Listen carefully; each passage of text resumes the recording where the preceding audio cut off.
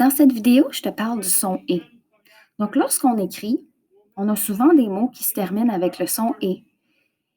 Et des fois, on est incertain, est-ce qu'on doit mettre E accent aigu, ER ou même EZ? Je vais te présenter quelques informations et quelques trucs pour t'aider à décider.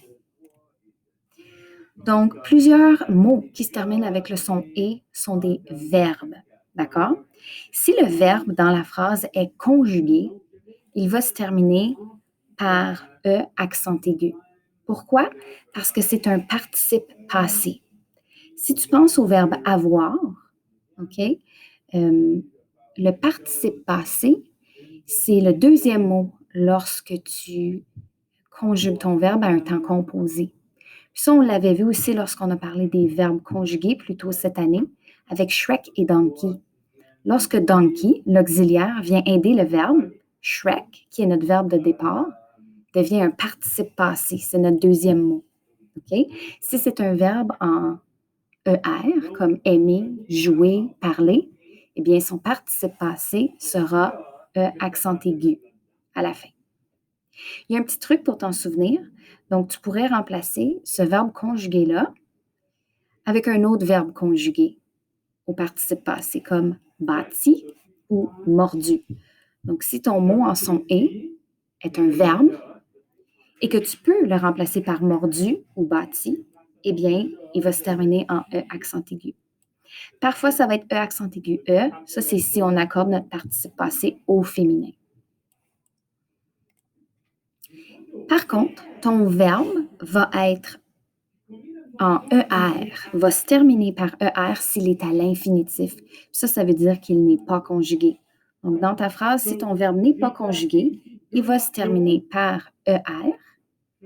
Et il y a un petit truc aussi. Donc, dans ce cas-ci, on pourrait le remplacer par le verbe à l'infinitif bâtir ou mordre. Donc, si dans ta phrase, ton verbe avec le son et à la fin peut être remplacé par les verbes à l'infinitif bâtir ou mordre, tu sais que ton verbe est à l'infinitif et qu'il se termine en ER. Donc, ça, c'est pour les verbes.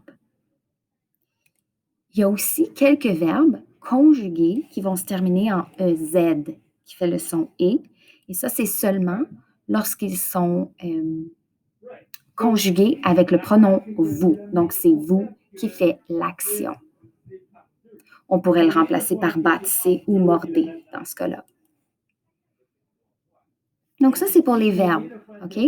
Des fois, par contre, il y a des noms qui se terminent avec le son et. Puis eux, il n'y a pas vraiment de truc. Il faut vraiment juste connaître l'orthographe par cœur. OK? Plus on utilise ces mots-là, plus on les voit dans les textes qu'on lit, mieux on va se souvenir comment les écrire. Un dictionnaire ou un correcteur pourrait aussi t'aider à déterminer comment les écrire.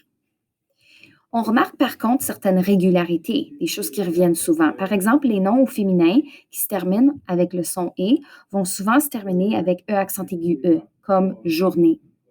Des fois avec E accent aigu, comme activité. Et on remarque aussi que les noms masculins vont souvent se terminer en ER, comme pompier, jardinier. Des fois avec E accent aigu, comme curé, et même des fois, quelquefois, avec E accent aigu E. Donc, si ton mot qui se termine avec le son et est un nom, eh bien, il faut connaître son orthographe. On peut vérifier dans le dictionnaire ou avec un correcteur.